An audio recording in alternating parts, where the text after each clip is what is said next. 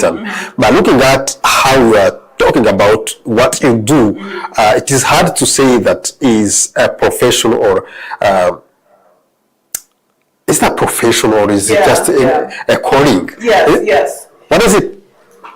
I feel like it's a simple business. It's both. I mean, but I feel like you have to have the calling to go into the profession, because if you don't have the compassion for the voiceless and the rejected and the disregarded by society, I don't think you could be a good or effective occupational therapist.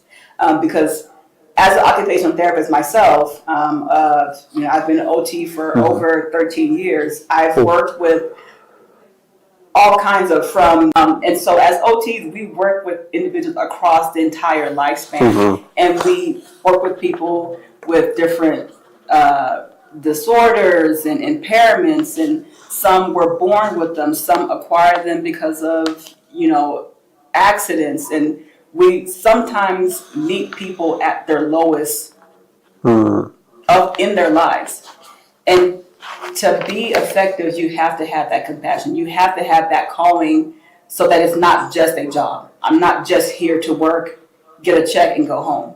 I'm here to make an impact and change lives. And that is the only motivation that is keeping you moving. Yes. But you said that this veteran, he could just do things for his own. Can we say that doing such behavior is one of these symptoms of autism?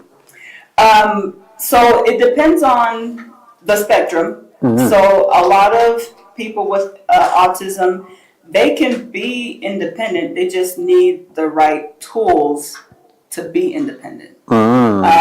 It doesn't necessarily come natural to them. So they have to be taught new skills. They have to be taught strategies and different tools so that they can maintain or increase their independence. And I think across the board, whether you have autism or not, everybody wants to be independent. No one wants to feel like a burden to somebody else or have to rely on somebody else. So I feel like independence is hand in hand with dignity. We all want to do what we can for ourselves. So as an OT, that's one of our primary goals, is to teach independence. In however that looks for that person.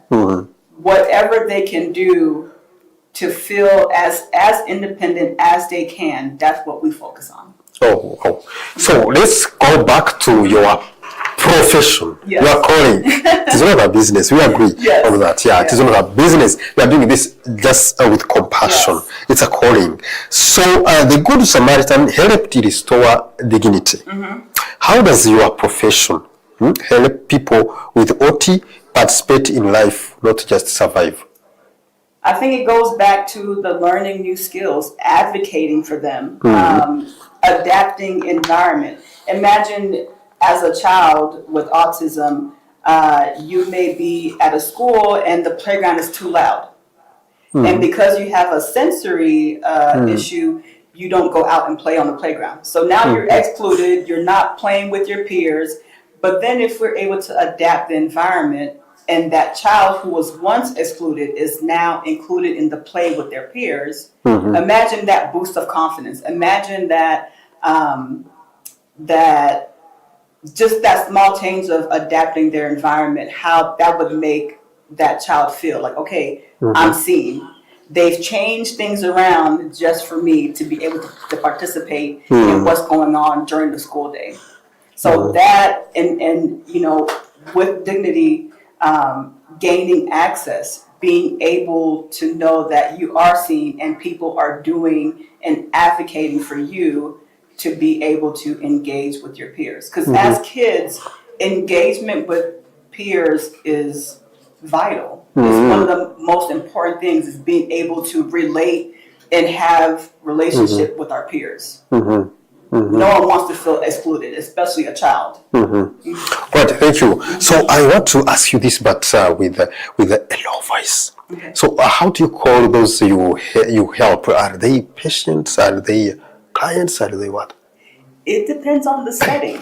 Oh. So if, for example, if they're in a hospital setting, they're patients. The patients, okay. If they are outpatient therapy, or they are like in the community, they may be clients. Oh, yeah. Wow. So it's a technicality. It depends on the setting. Okay. Yeah. Good. That is good to know.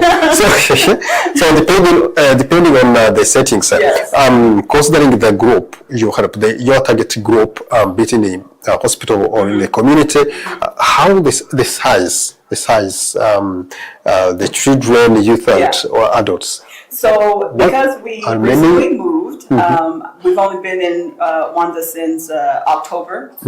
So I'm still getting my equivalency for my degrees so I can start my practice here locally. But my target population is school-age children, and I want to be out in the community because a lot of times we see that access is also an issue. Access to therapy services. So I find that it may be easier for parents if I go to their children at school versus them trying to figure out how to take the kids here, there, and everywhere else for therapy. So my target population is school-age children, and I envision being able to provide therapy services while they're at school during the school day. And a therapy session could be, 45 minutes to an hour, and just coordinating with the schools and providing therapy on the school grounds is because that's where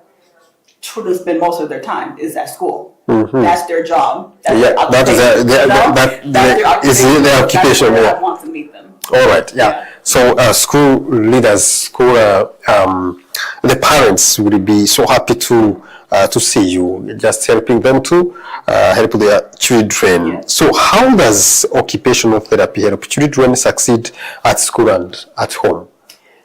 Back to, it's just a cycle of the same theme. So learning new skills. A lot of children with autism, they thrive on routine. They need to know what is going to happen next.